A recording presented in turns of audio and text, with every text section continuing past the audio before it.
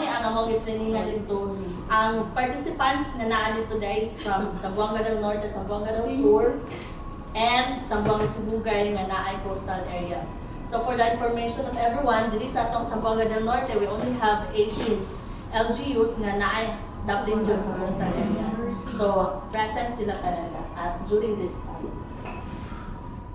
And so maong gipasimulate ni og atong tsunami kay gusto sa DOST maka-come up ang atong local government unit, especially ang mga barangay nga dool sa coastal area ug mapa kung para mo ilang ipagutang sa tag-tag sa kabarangay aron ma-inform ang community kung asa dapit ang agianan padulong sa evacuation center.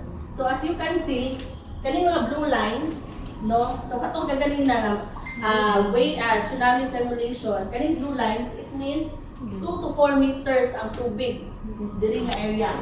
Kaning green lines, kaning mga gagmay, mo na siya ang 4 to 6 meters. And ang kaning sky blue, mo na siya ang 0 to 2 meters. So, makita na to nga diri nga part, taas pag gihapon ang tubig. So, ang i-identify nga evacuation area is diri sa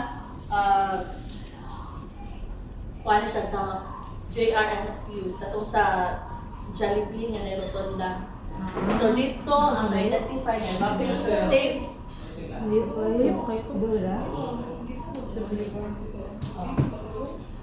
Dili lang sa area, sa barangay poblasyon.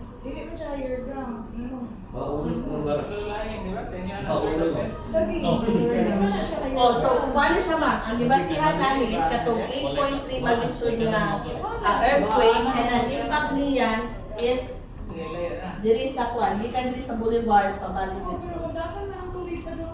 Yes, ma'am. Identify nga ko ang higher ground. Dapat dito dapit na sa Bulayon. Kuan ma'am, ang expected na tubig diri ma'am is diri na siya mulapas og 2 meters. So 0 to 2 meters. And ang mo na siya ang safe place.